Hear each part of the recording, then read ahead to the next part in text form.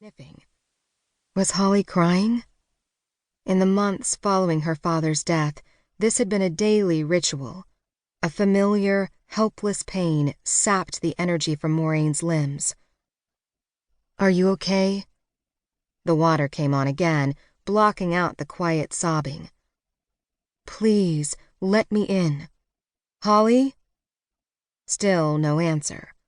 From past experience, Maureen knew there probably wouldn't be.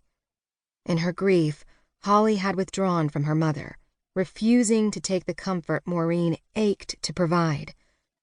Silence descended as the water was turned off. Maureen made quick use of the opportunity to be heard. "Holly, please tell me what's wrong." "You've got to be kidding." Maureen flinched. When had her daughter perfected that icy, cutting tone? Something slammed. The toilet seat? The medicine cabinet?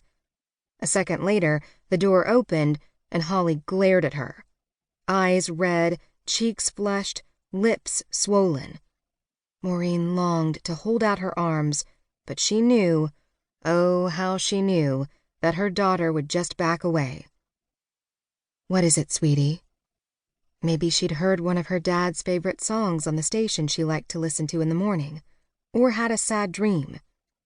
"You are so insensitive. I can't believe it." Maureen stepped to the side so Holly could leave the bathroom. Oh, how she longed for the simplicity of a 2-year-old's temper tantrum. "It's a year today," Holly burst out. "You didn't even remember." Instantly, Maureen understood. "I'm sorry, Holly."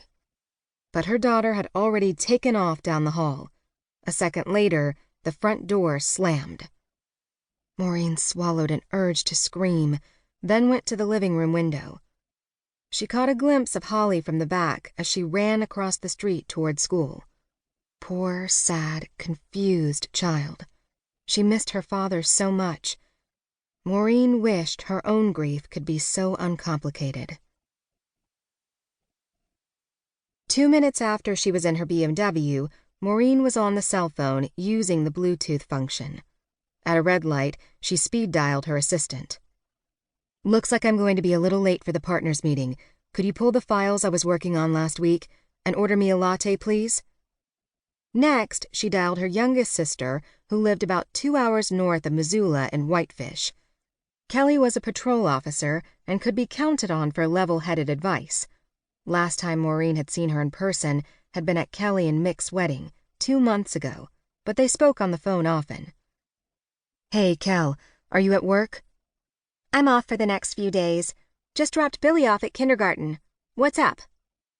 Maureen marveled at her calm tone.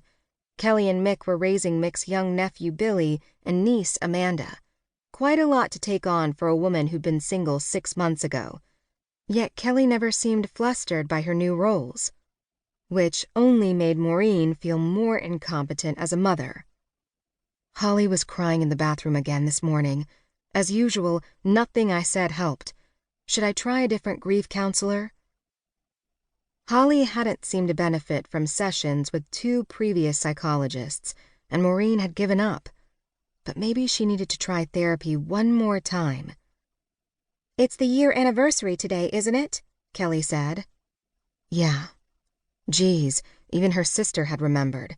Maybe she was the heartless monster her daughter thought she was. "It's pretty normal for her to be upset on a day like today. Honestly, I'm more worried about you. You're so busy worrying about Holly, you never take time for yourself. I know it's hard to lose a father. Didn't we all grow up without one? But you lost your husband, your life partner." Maureen resisted the urge to groan. Yes, Rod's death had been a tragedy, but their marriage had been far from the rosy union her sisters seemed to imagine. "At least we had sisters," Kelly continued. "Holly's an only child, and she and Rod were so close." They sure were. It had been painful for Maureen sometimes how obvious Holly's preference for Rod was over her. She couldn't pinpoint the moment her doting toddler had begun running to Daddy when she had a problem instead of Mommy. Probably shortly after Maureen had started back at work full-time, and Rod had become the stay-at-home caregiver.